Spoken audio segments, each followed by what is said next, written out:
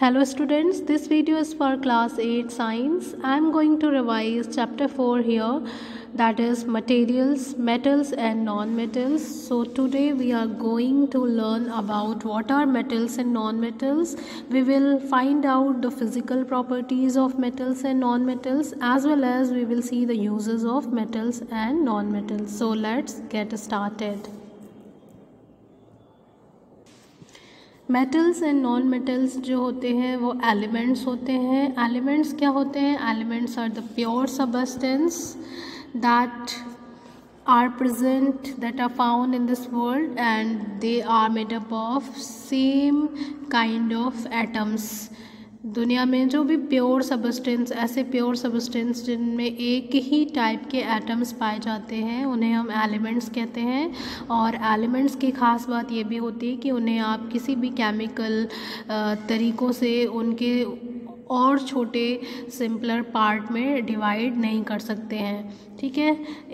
ये जो आपको यहाँ पर टेबल दिखाई दे रहा है जिसमें सारे केमिकल एलिमेंट्स अरेंज किए गए हैं, ये एक पीरियोडिक टेबल है. पीरियोडिक टेबल में आपको टोटल 118 एलिमेंट्स मिलेंगे. आउट ऑफ 118 एलिमेंट्स उसमें 92 एलिमेंट्स जो होते हैं वो नेचुरली अकरिंग एलिमेंट्स हैं, जो हमारे अर्थ के क्रस्ट में और ओशन में पाए जाते हैं.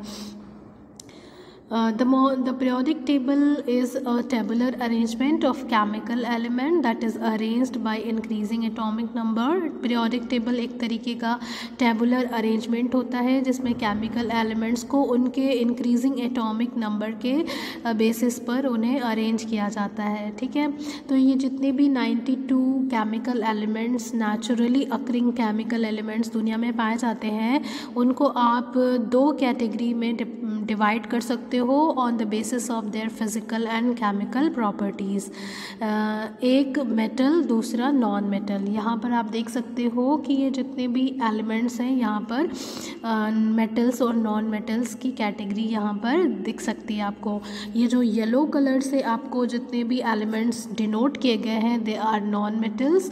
और ये जितने भी ब्लू कलर से आपको दिखाए गए हैं, दे ऑल आर मेटल्स. और बीच में आपको जो पिंक कलर से कुछ एलिमेंट्स दिखाए गए हैं, दे आर मेटलॉइड्स. मेटलॉइड्स वो एलिमेंट्स होते हैं जिनमें दोनों ही प्रॉपर्टी पाई जाती है, मेटल्स की भी और नॉन मेटल्स की भी. So let's see about the metals. ऐसे एलिमेंट्स जो कि हार्ड होते हैं, which are hard and shiny, can be beaten into sheet, और जिनको आप बीट करके शीट में, थिन शीट में कन्वर्ट कर सकते हो. ड्रॉन इनटू वायर्स, खींच कर तार में कन्वर्ट कर सकते हो, और वो गुड कंडक्टर होते हैं हीट और इलेक्ट्रिसिटी के. ऐसे एलिमेंट्स को हम क्या बोलते हैं? मेटल्स बोलते हैं. These are some characteristic features of metals, जैसे कि iron, copper, gold, tin, zinc etcetera. These are the example of metals. In nature, most metals occur in the combined state as minerals and they are reactive. ज़्यादातर जो metals होते हैं वो free state में नहीं पाए जाते हैं, बल्कि कंबाइंड स्टेट में पाए जाते हैं, मिनरल के फॉर्म में पाए जाते हैं, और वो रिएक्टिव होते हैं, मतलब केमिकल रिएक्शन में पार्टिसिपेट करते हैं. Only a few unreactive metals like gold, silver, platinum are found as free metals. कुछ ही ऐसे unreactive metal होते हैं जो कि free state में as a metal पाए जाते हैं, जैसे कि gold है, silver है, platinum है. Minerals from which metals can be profitably extracted are called ores. Minerals जिन भी मिनरल से मेटल को एक्सट्रैक्ट किया जाता है, उन मिनरल्स को हम ओर्स बोलते हैं. जैसे कि आयरन जो है वो हेमेटाइट नाम के ओर से एक्सट्रैक्ट किया जाता है. Now we will talk about the physical properties of metal. Metals are solid at room temperature except mercury which is liquid at room temperature. ज़्यादातर जो मेटल्स होते हैं वो रूम टेम्परेचर पे कैसे होते हैं? सॉलिड होते हैं. एक इसमें आपको एक्सेप्शन देखने को मिलेगा, विच इज़ मरकरी.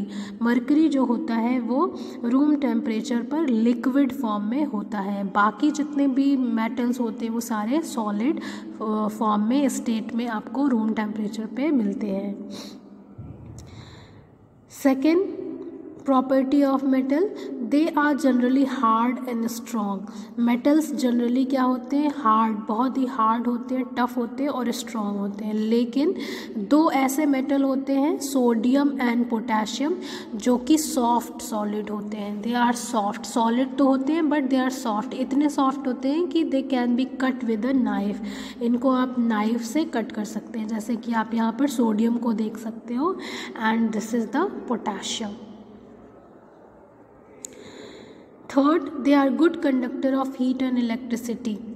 मेटल्स जो होते हैं वो अच्छे कंडक्टर होते हैं, इनके थ्रू हीट और इलेक्ट्रिसिटी बहुत आसानी से पास हो जाता है।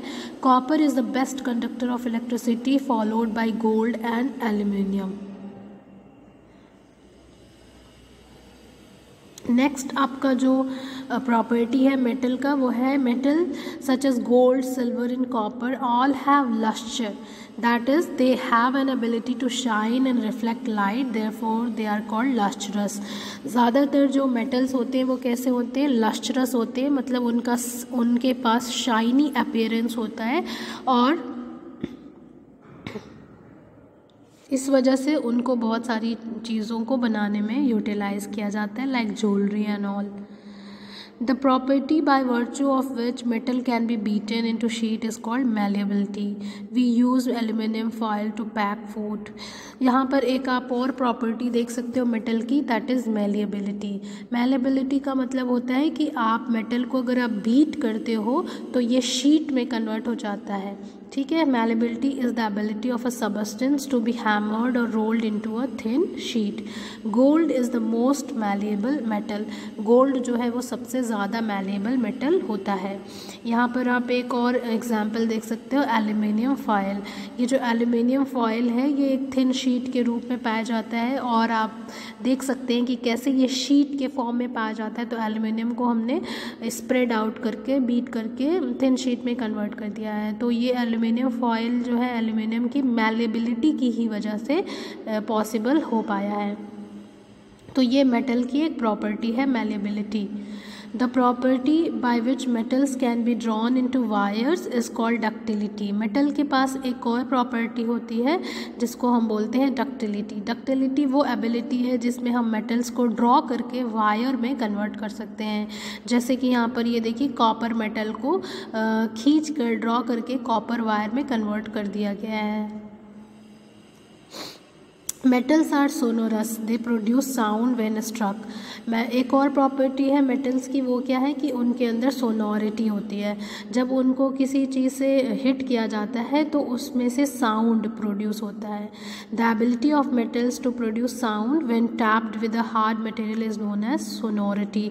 तो आप देखते हैं कि ये जो मंदिरों में घंटियाँ लगी होती हैं वो पीतल की होती हैं और मेटल्स की बनी होती हैं, और जब आप उनको हिट करते हैं तो उससे आपको एक साउंड प्रोड्यूस होता है।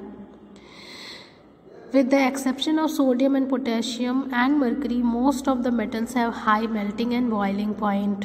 अगर सोडियम, पोटेशियम और मरकरी को छोड़ दिया जाए तो बाकी जितने भी मेटल्स होते हैं उनका मेल्टिंग पॉइंट बहुत ही ज़्यादा होता है और बॉइलिंग पॉइंट भी बहुत ज़्यादा होता है। मेल्टिंग पॉइंट का वो मतलब है कि वो टेम्परेचर जिस पे कोई भी सबस्टेंस मेल्ट होने लगता है, और बॉइलिंग पॉइंट का मतलब कि वो टेम्परेचर जिस पे कोई सबस्टेंस बॉयल होने लगता है। तो ये दोनों ही पॉइंट जो होता है वो मेटल्स में काफ़ी ज़्यादा होता है, काफ़ी हाई होता है।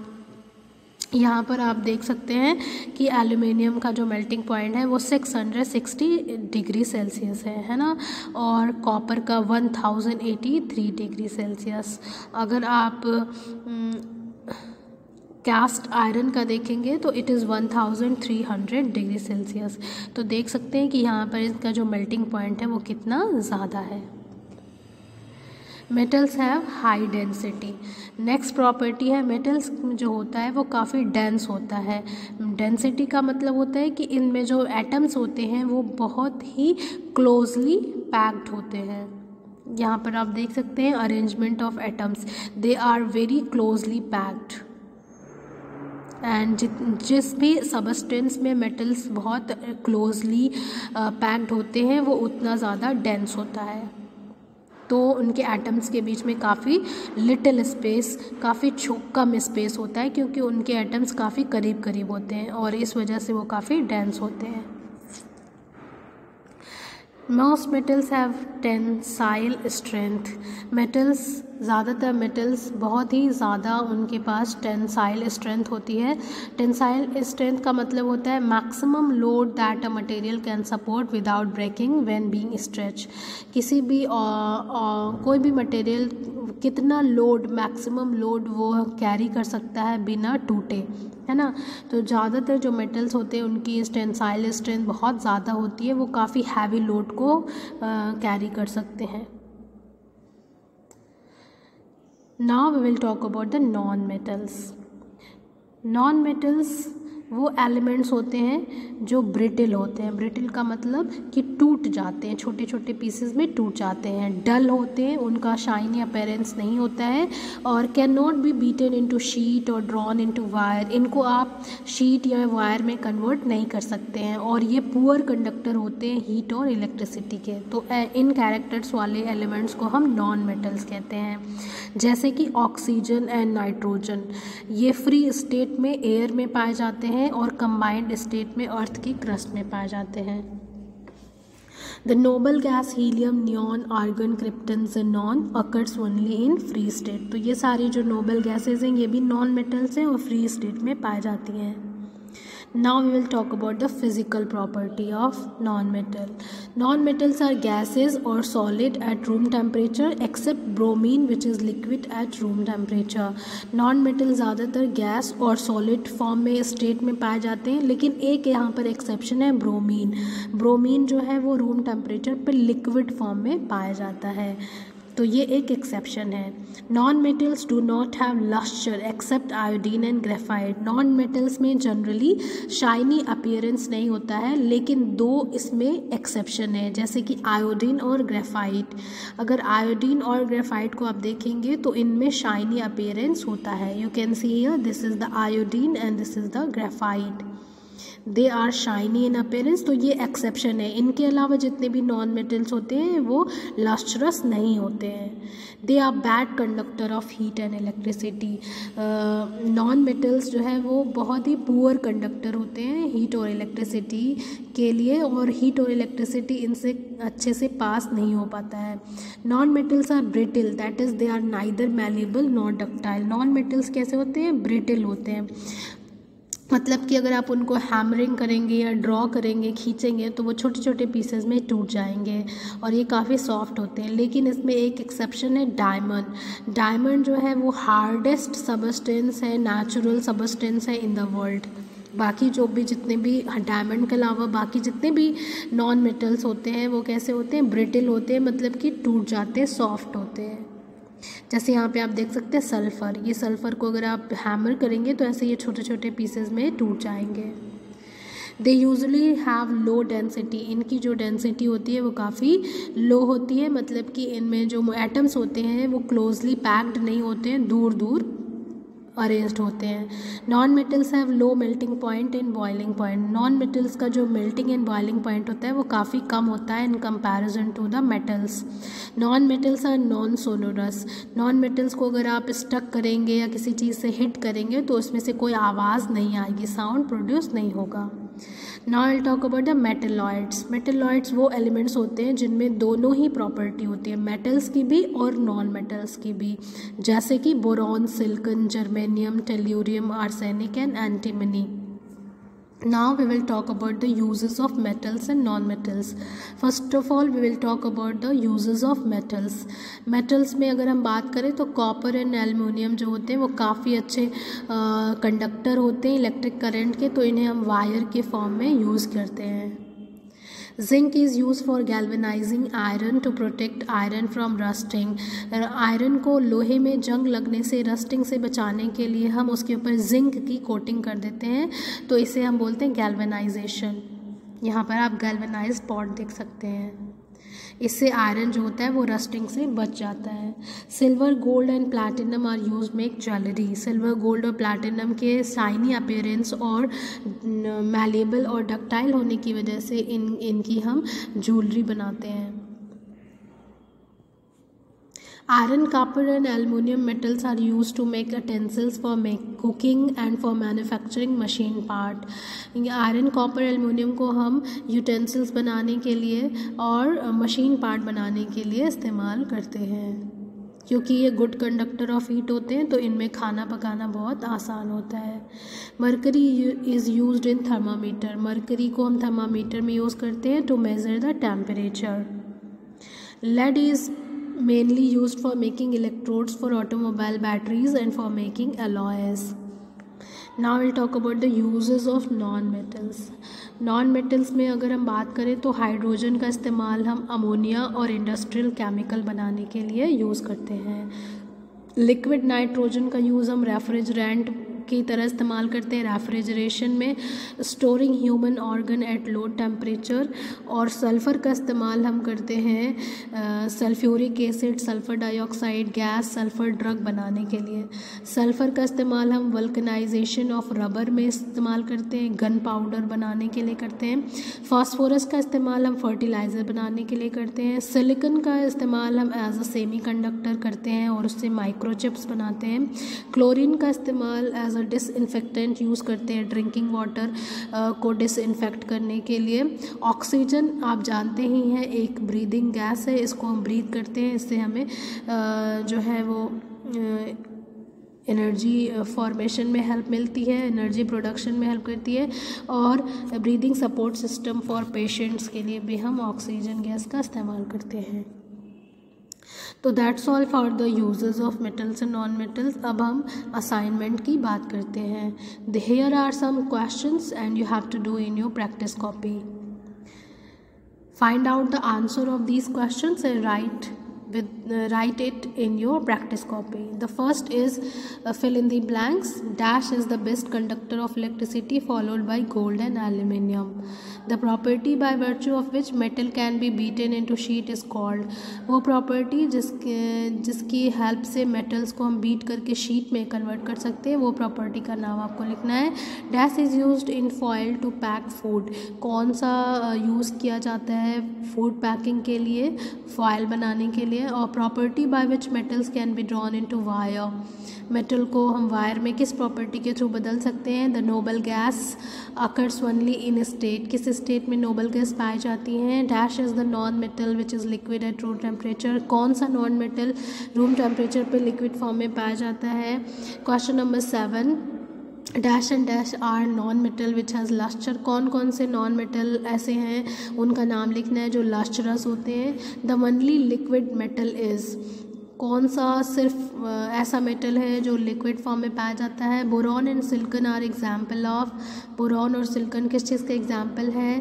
Dash and dash are react with oxygen vigorously at room temperature. कौन कौन से एलिमेंट हैं जो ऑक्सीजन से बहुत विग्रसली कंबाइन करते हैं. Dash react with oxygen only if ignited. Metallic oxide are dash in nature. तो ये आपको फाइंड आउट करके लिखना है. That's all for this video. Thank you.